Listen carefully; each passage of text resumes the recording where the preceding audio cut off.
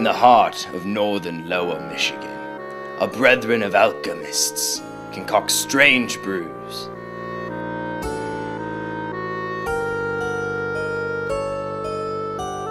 What is their purpose? What doth this chemistry portend? You are about to find out. This is Breweries of northern Lower Michigan. Mad scientists with great taste. An exploration of beer with Michael and Kelly. Chapter 1.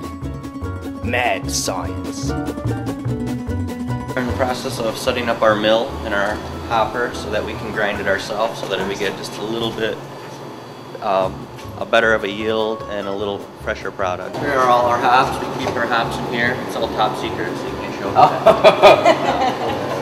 The crushed grain goes in there, and then we steep it in hot water. So we boil our water in the kettle, pump it into the mash tun. This is the mash tun here. This is sort of where everything starts. And all the grain is typically up here. So we load the malt against the railing here and pull it down and open up every bag by hand. And so we call the Joe Short Physical Fitness Program. We infuse it with hot water. And what we're doing is we're wetting the grain, heating it up, activating the enzymes that are dormant in the grain. And what the enzymes do is they'll take the starches that you're exposing, the natural starches in it, and convert it into sugars. So that smell right now is kind of just the malt. That is the sweetness of the malt sugars that we've extracted from the grain boiling. Collect the sweet sugar, and I'll simultaneously start pumping it over to the kettle. I've got 5 minutes to add my yeast nutrient and my kettle coagulant into the boil. Just mixing up this yeast nutrient. It's got a lot of proteins and magical powers to keep the yeast healthy. And then I've got these tablets here.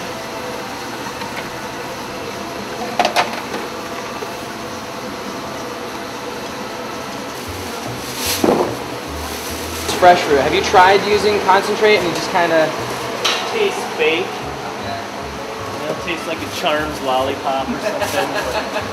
I'm not making candy here. Making beer. People say it looks like rabbit food, probably because it comes out of a similar machine, but basically pulverized, compacted, pelletized flours. So we bring it into the fermenter. You can kind of hear the sound of fermentation right now. that's that gurgling noise. Yep, that's gas coming out of the tanks, going into a bucket. This is CO2s mostly.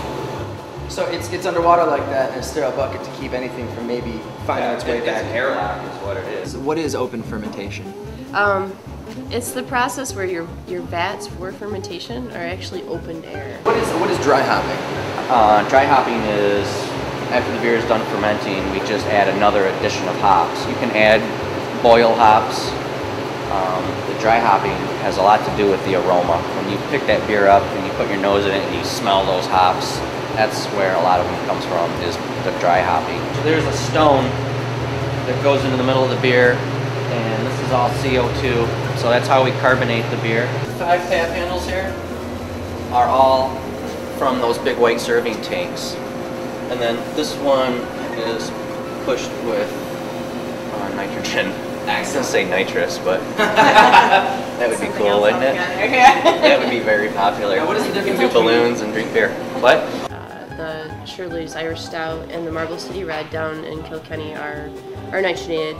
That just, it makes the beer much smoother. You're not going to have that carbonic bite in the background that you would get from carbonation. And a lot of beers you want it. For example, the Leinster Irish Lager, you kind of want that little bit of acidic bite in the back.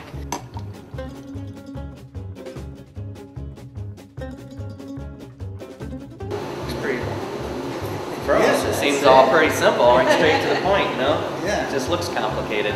Well, coming into it today and just knowing that I like beer and not actually knowing the process of brewing the beer, I am finding it interesting that every microbrew, you know, it's essentially the same process, but they all find a way to, you know, do something differently. Stay tuned to mynorth.com, for in the future we will delve deeper with brave tastings. Michael and Kelly are the only souls brave enough for the job.